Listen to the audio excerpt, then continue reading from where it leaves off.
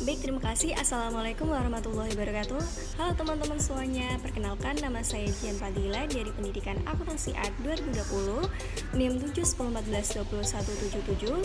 Kali ini saya akan membahas metode pembelajaran Project Based Learning atau lebih dikenal pembelajaran berbasis project. Sebelum masuk ke tahap selanjutnya, apa sih yang dimaksud dengan Project Based Learning? Project Based Learning menurut Kemdikbud adalah metode belajar yang menggunakan masalah sebagai langkah awal dalam mengumpulkan dan mengintegrasikan pengetahuan baru berdasarkan pengalamannya dalam beraktivitas secara nyata.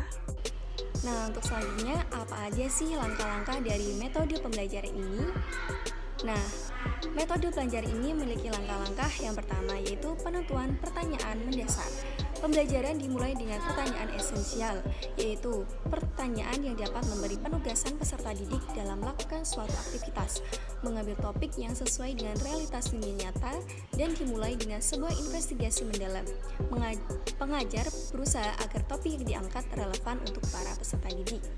Yang kedua, mendesain perencanaan proyek.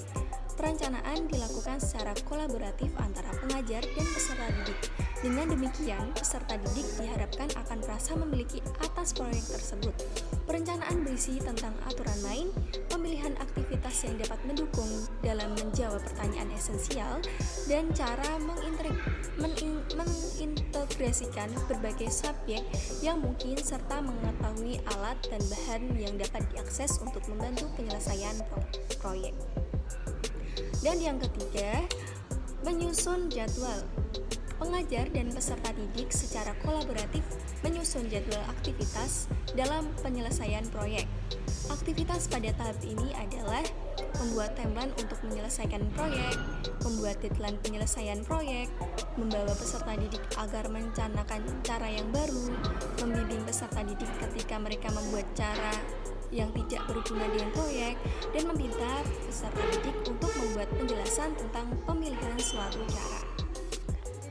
Yang keempat, memonitor peserta didik dan kemajuan proyek. Pengajar bertanggung jawab untuk melakukan monitor terhadap aktivitas peserta didik selama menyelesaikan proyek. Monitoring dilakukan dengan cara memfasilitasi peserta didik pada setiap proses. Dengan kata lain, pengajar berperan menjadi mentor bagi aktivitas peserta didik.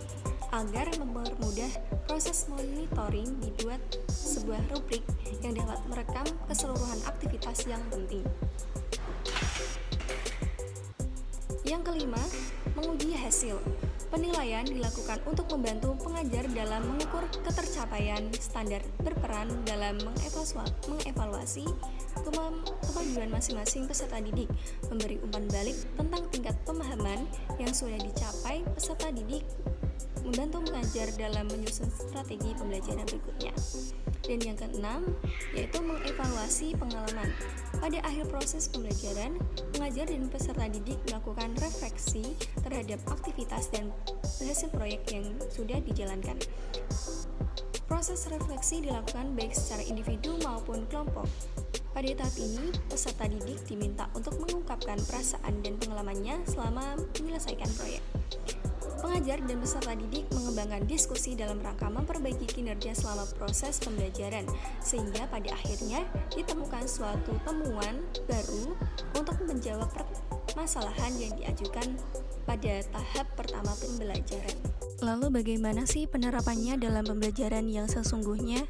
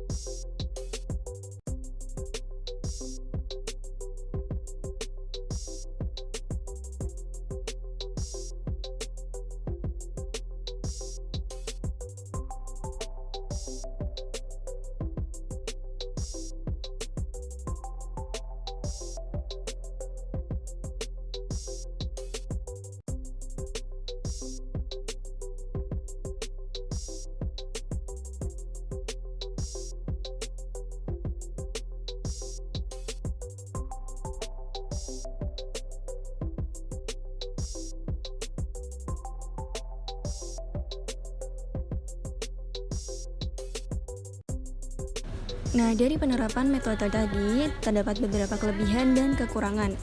Kelebihannya yaitu yang pertama mampu meningkatkan motivasi belajar siswa, yang kedua keterangan pemecahan masalah semakin meningkat, yang ketiga dapat meningkatkan keterampilan siswa dalam mengolah beragam sumber, yang keempat siswa lebih aktif dalam belajar, dan yang kelima terjadi kolaborasi alamiah antar siswa. Untuk kekurangan dari metode ini yaitu yang pertama memerlukan banyak waktu untuk menyelesaikan masalah, yang kedua membutuhkan biaya yang cukup banyak, yang ketiga banyak peralatan yang harus disediakan, dan yang keempat ada kemungkinan peserta didik yang kurang aktif dalam kerja kelompok. Baik, terima kasih. Mungkin cukup sekian dari saya mengenai metode pembelajaran Project Based Learning. Kurang lebihnya saya mohon maaf. Semoga bermanfaat. Wassalamualaikum warahmatullahi wabarakatuh.